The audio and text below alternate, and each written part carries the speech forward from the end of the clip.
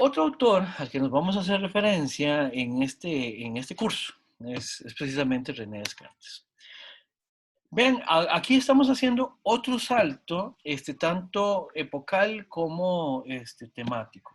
Bueno, temático precisamente porque estamos entrando en una propuesta filosófica nueva, distinta en ciertos sentidos, bueno, o en muchos sentidos a las anteriores, ¿verdad?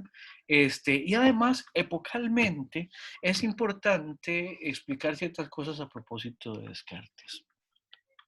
Filosóficamente hablando, ese periodo que hoy llamamos periodo moderno, la modernidad, eh, que se distingue o que hace un punto de inflexión en relación con la Edad Media que la antecede, la vamos a distinguir precisamente porque inicia con René Descartes, ¿verdad?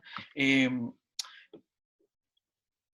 Así como en otras áreas hay otros criterios para definir cuándo es que empieza ese periodo de la modernidad. La modernidad o todo periodo histórico, lo que tratamos de hacer con los periodos históricos es explicar un conjunto de fenómenos, un conjunto de acontecimientos que guardan ciertos rasgos distintivos, digamos, que nos permite diferenciarlos de otros procesos, ¿verdad? En el caso filosófico, la modernidad inicia con Descartes. Por el tipo de propuesta que hay en la modernidad, Descartes es evidentemente un punto de aparte en relación con la Edad Media. De la misma manera, desde el punto de vista literario, la modernidad, por lo menos en lo que es literatura española, se establece a partir del Quijote, por ejemplo. Desde el punto de vista político, habrá algunos acontecimientos. Para América Latina o en el mundo en general, el descubrimiento de América también es importante como un hito que está más o menos en esas coordenadas históricas y simbólicas que hoy llamamos modernidad. Por ahí la guerra de los 100 años también es un acontecimiento importante y así podemos encontrar varios puntos de referencia que nos permiten de alguna manera entender entonces lo de la modernidad. Mónica hace una pregunta a propósito del Renacimiento o del Renacentismo, que es una muy buena pregunta. Vamos a ver, hay quienes ubican al Renacimiento como parte precisamente ya de la modernidad. Hay quienes simplemente se referencian al Renacimiento o al Renacentismo como un periodo de transición entre la Edad Media y la modernidad. ¿Por qué? Porque tiene como que los pies puestos uno muy un pie en cada uno de lo que hoy llamamos el periodo. Esto se debe, entre otras cosas, porque los procesos humanos que estamos tratando de diferenciar como edad media y edad moderna no son procesos completamente separados, por lo menos en sus inicios.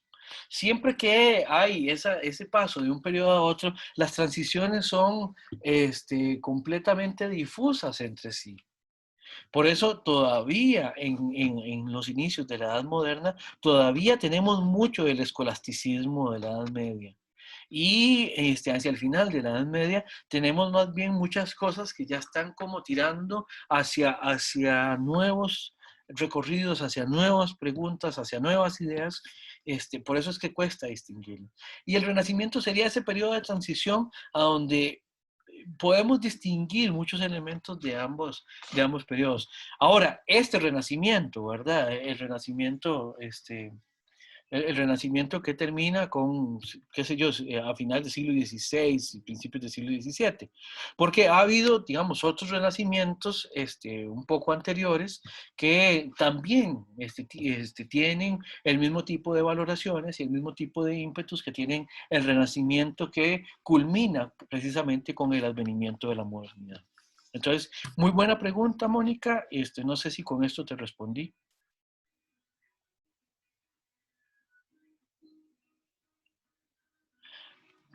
Ok, perfecto. Mónica respondió en el chat, perfecto. Bien, entonces, veamos ciertas cosas a propósito de la modernidad. Una de las cosas que va a ser importante es que la explicación de la modernidad en términos modernos va a estar centrada, girando alrededor de la razón como criterio último de definición de los problemas y de las respuestas a esos problemas. Esto no quiere decir que antes de la modernidad la razón no jugara un papel importante. El asunto es que a partir de la modernidad, la razón deja de tener un papel subordinado, por ejemplo, a otros criterios, como podrían ser lo teológico, la fe o la creencia. En la Edad Media, en última instancia, el criterio de verdad, el criterio de autoridad sobre aquello que se estaba explicando, lo tenía la referencia, en este caso, a la creencia, vamos a ver, desde el punto de vista de la filosofía occidental, había mucha referencia a los criterios que tenían que ver con la creencia cristiana y con las explicaciones que estaban en función de esta creencia cristiana, también en lo filosófico. Por eso, el mismo Tomás de Aquino, a quien acabamos de referirnos en la clase, Tomás de Aquino hablaba de que la filosofía era sierva de la teología. La filosofía servía para generar clarificaciones en las explicaciones, en los argumentos, en la retórica de lo que se estaba tratando de construir como una explicación de mundo en lo teológico. Pero lo más importante, Tomás de Aquino estaba completamente al tanto que era lo teológico, al menos así era para él. En la modernidad eso empieza a quebrantarse, eso empieza a hacer de otra manera. La razón es el criterio último de construcción de explicaciones. Incluso es la razón, la herramienta más importante precisamente para generar preguntas, para hacerle preguntas al mundo y para tratar de explicar cosas en el mundo. Eso lo vamos a ir viendo con Descartes, lo vamos a ver también con Kant. Una cosa que es importante y que va a estar establecida a partir de Descartes de manera sumamente clara, va a ser el papel de lo que vamos a llamar el sujeto. El sujeto es ese ser humano que está detrás precisamente de esa razón a partir de la cual generamos las explicaciones. Vamos a ver después cómo es que esto opera, por ejemplo, en Descartes, ¿verdad? Pero el punto es, esta noción de sujeto es una explicación general mediante la cual explicamos a partir de ciertas características que tiene todo ser humano, o que, bueno, aplican restricciones, eso después vamos a explicar también, todos los seres humanos, todos los seres racionales, tendrían ciertas características que nos permiten distinguirlos precisamente como sujetos. Y a partir de ahí, la explicación lo que trata es de dar cuenta de cómo esos seres humanos intervienen, digamos, en las explicaciones. Una de las características que tiene esta manera de entender al sujeto como parte fundamental de la explicación en la modernidad es que precisamente el sujeto es algo así como un concepto que abstrae de los individuos humanos las características que les son peculiares a cada uno y nos permite pensar solo en función de las características generales que tienen los seres humanos y que los hace en ese sentido parecidos a unos con otros. Por ejemplo, la noción de racionalidad. Todo aquello que entendemos como racional lo vamos a entender como humano. ¿Verdad? O sea, todo individuo que es racional, lo entendemos como ser humano, digamos, en principio. Después vamos a ver, en este sentido, la modernidad fue bastante dada a generar ciertas exclusiones, como ha sido desde siempre, ¿verdad? Ha habido ciertos individuos, ciertos seres humanos que han sido sistemáticamente excluidos de las explicaciones a lo largo de la historia. Por ejemplo, en la antigüedad tenemos que se reconocía especialmente solamente a los ciudadanos, por ejemplo, en contraposición a los siervos, a los niños, a las mujeres, a los extranjeros, por ejemplo. ¿Verdad? En la Edad Media, también el criterio tenía mucho de el reconocimiento que tenemos a propósito de quién es ese otro que también reconocemos como igual, también pasaba mucho atravesado por el tipo de creencia que se tenía. ¿Verdad? Por eso mucho esta retórica de los fieles contra los infieles, los creyentes contra los no creyentes o ateos o como quieran verlo, era también relevante para entender ese tipo de ser humano que tenemos al frente. En la modernidad, lo estamos pensando en función de ciertas características, por ejemplo, la racionalidad, la capacidad de servirse de su propia razón para, por medio de su entendimiento, generar las explicaciones del mundo que está requiriendo. Esto va a ser importante en Descartes, no lo pierdan de vista, especialmente, por ejemplo, en la segunda meditación. Ahora, presentemos un poquito a Descartes también, ¿verdad? Descartes es un autor de origen francés, sumamente importante para la historia del pensamiento, para la historia de la filosofía. Fue también, como hemos visto, como pasa en muchos de los autores que ya hemos visto, fue alguien que hizo aportes en campos distintos. Por ejemplo, Descartes hizo aportes importantes en matemáticas, hizo aportes importantes en física, hizo aportes importantes en metafísica, etcétera, etcétera. ¿Verdad?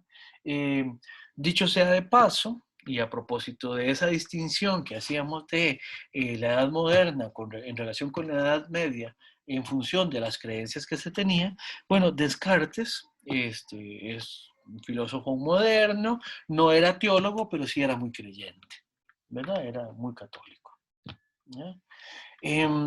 Nosotros nos vamos a referir al texto de 1641, que es las meditaciones de primera filosofía. Aquí va a haber ciertas preocupaciones, ciertas preguntas, y en este sentido volvemos a esta noción que tenía Aristóteles de filosofía primera, como aquella que está vinculada con ciertas preguntas, que trata de llegar a ciertos fundamentos, que trata de llegar a ciertas explicaciones, por así decirlo, primordiales, ¿verdad? Entonces, vamos a ver eso en función de lo que Descartes está proponiendo. Descartes plantea un sistema que, para exponerlo, a veces se utiliza la metáfora de un árbol, en el cual las diferentes ramas o las diferentes áreas de conocimiento que son importantes para este autor son estas que vemos aquí. La mecánica, la medicina, la moral y la física, ¿verdad? Esas son las ramas importantes del sistema, en este caso filosófico, del sistema explicativo del mundo, ¿verdad? Y Descartes va a decir que la raíz de todo eso y por lo tanto los fundamentos de todo esto, y por eso es importante hacer esta referencia a los fundamentos como algo que nos permite señalar de manera más directa a la filosofía primera, a la raíz de todo esto va a encontrar Descartes a la metafísica, como aquello que afianza todo lo demás. Otra metáfora que utiliza el mismo Descartes para explicar esto es la metáfora del edificio.